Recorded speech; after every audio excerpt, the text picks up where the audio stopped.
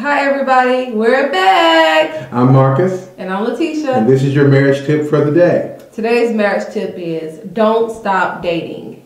Right. You invest so much time and money and effort when you first meet the person to impress them, impress their family, and just really outdo yourself. And somewhere between dating and getting married and I guess being married a few years, you just kind of lose some of that. But you never stop dating your spouse. Yeah. I think a lot of people think that, since they're married and, they're around that person all the time anyway, why date? Why go on a date? Right. I'll see him all the time around the house. Right, but the same thing that you did to win that person or to get that marriage is the same thing you're going to do to keep it.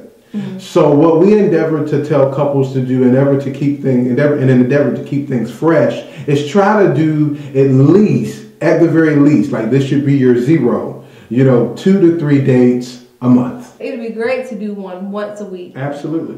But people have different schedules, and then sometimes, kids and, their jobs. We're pastors, so pastoring, sometimes you have to work and pastor and you got kids, so that can be a bit of a juggling act, but you got to commit to it. Yeah, so if you can't schedule a date night once a week, at least try to do one, twice. 2 or 3 times out of the month. Twice.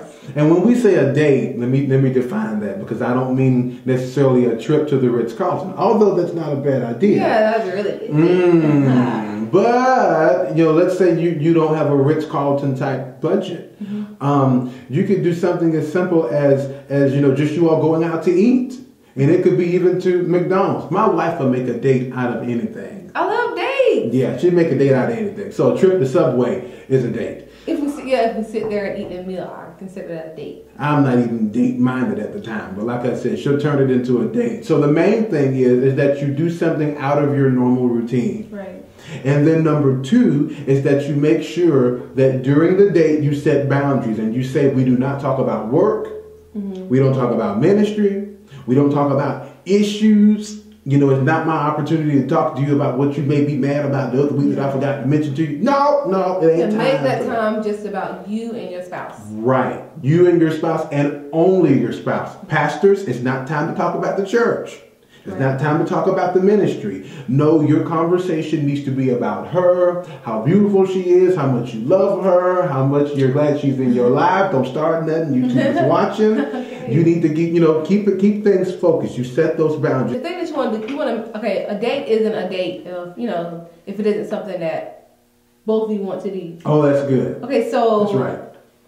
I would think, to me, going to the mall shopping is a date. That ain't no date for no man. Best date ever. But to Mark, that's not a date because he doesn't like shopping. Or for men anywhere. That ain't no date. There are some men that like to shop. No, I meet men in the store that's going around with their wives, and you and this guy, me as the husband, me and the other guy connect eyes, and it's like we relay this message. I feel your pain, brother. Anyway, ain't no shopping just trip. Want to make sure that it's something that you both enjoy. Okay, right. So and then a date doesn't always have to be going to the movies or out to eat. Right. Just like spice it up a little bit. It could be bowling, horseback riding. It could be just taking your fast food McDonald's to the park and eating. Go to a cooking class. Right, or get online, foodnetwork.com or whatever is your favorite recipe website, and get a recipe off, and both of you all can make the meal or make the dessert. Just something real simple. I remember when we were dating, we would go to McDonald's and just get ice cream cones or something, or go buy Krispy Kreme and get donuts. At the time, the donuts were only 89 cents a piece. I don't know how much they are now. Too much.